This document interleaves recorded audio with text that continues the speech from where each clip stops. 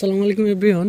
ডেনমার্কের হচ্ছে স্যালারি কত, এটা একটা প্রসঙ্গ। তো আমি সংক্ষেপে বলে দিই আপনাদেরকে।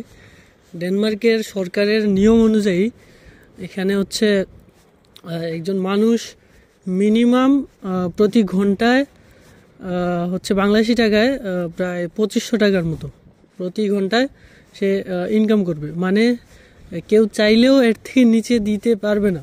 ধরেন আমার দোকান আছে, আমার দোকানে একজন কাজ করছে, সো আমি চাইলেও থাকে বাংলাদেশি টাকায় 2500 টাকা, বা এখানের ডিকেকের হিসাব করলে, এই দেশের কারেন্সিতে হিসাব করলে সেটা হচ্ছে ধরেন এভারেজ 150 টাকার মতো, এখানের টাকা আর কি, 150 ডিকেকে।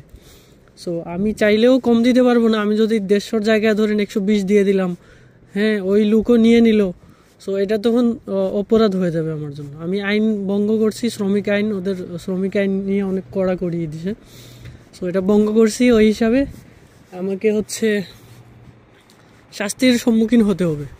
সো ব্যাপারটা এটাই যে এখানে চাইলেও আমি হচ্ছে কম দিতে পারবো না।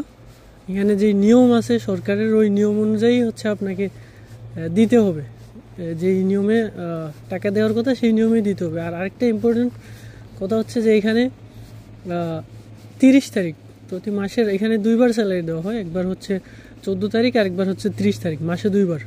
সো অনেকে হচ্ছে মাসে একবার দেয়, আবার অনেকে 2বার দেয়, এটা নিজের উপর ডিপেন্ড করে, বাট আপনাকে দিতে হবে। প্রতি মাসের 30 তারিখ রাতে আপনি ঘুমাবেন, ঘুম থেকে উঠবেন, দেখবেন যে আপনার অ্যাকাউন্টে টাকা চলে আসছে। এই ব্যাপারটা অনেক ভালো লাগে। যতই কষ্ট করেন না কেন, যখন ঘুম থেকে উঠে 30 তারিখ রাতে ঘুম থেকে উঠে দেখবেন যে অ্যাকাউন্টে টাকা চলে এসছে, এটা ভালো লাগে। মানে দুনিয়ার যে রাশিয়া ইউক্রেনের যুদ্ধ মিস হইতে পারে, মিসাইল মিস হইতে পারে, কিন্তু এই ডেনমার্কের স্যালারি আসা মিস হবে না কখনো। তো এই হচ্ছে আর কি ভাল লাগার একটা ব্যাপার, শান্তির ব্যাপার। এটা আমারও ভালো লাগে মাঝে মধ্যে, যখন ঘুম থেকে উঠে অ্যাকাউন্টে দিই স্যালারি চলে এসছে। ভালো থাকবেন সবাই। অন্য কোনো একটা ভিডিও দিয়ে অন্য কোনো কিছু নিয়ে আবার হাজির হব। আল্লাহ হাফিজ।